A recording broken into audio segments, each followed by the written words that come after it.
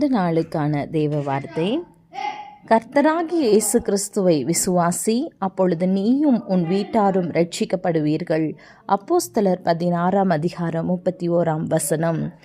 இதன் முந்தைய வசனத்தில் ஆண்டவமாரே ரட்சிக்கப்படுவதற்கு நான் என்ன செய்ய வேண்டும் என்று கேட்கிறார். அதற்கு அவர்கள், கர்த்தராகிய இயேசுவை விசுவாசி, அப்பொழுது நீயும் உன் வீட்டாரும் ரட்சிக்கப்படுவீர்கள் என்று சொல்லுகிறார். ஆம், கர்த்தராகிய இயேசு கிறிஸ்து ஒருவரே இந்த உலகத்தில் வந்து பரிசுத்த ஜீவிதம் ஜீவித்து நமக்காக தன்னுடைய ஜீவனை கல்வாரி சிலுவையிலே அவர் பலியாக ஒப்பு கொடுத்து நமக்காக அவர் மரித்து மீண்டும் உயிர்த்தெழுந்து இன்றைக்கும் பரலோகத்தின் பிதாவினுடைய வலது பாரிசத்தில் நமக்காக அவர் பரிந்து பேசி கொண்டிருக்கிறார் என்ற விசுவாசம் நமக்கு இருக்குமேயானால் நாமும் ரட்சிக்கப்படுவோம். நம்முடைய வீட்டார் யாவரும் சேர்ந்து ரட்சிக்கப்படுவார்கள்.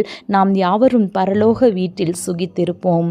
ஆகவே கர்த்தரை விசுவாசியுங்கள், அது உங்களுக்கு நீதியாக எண்ணப்படும்.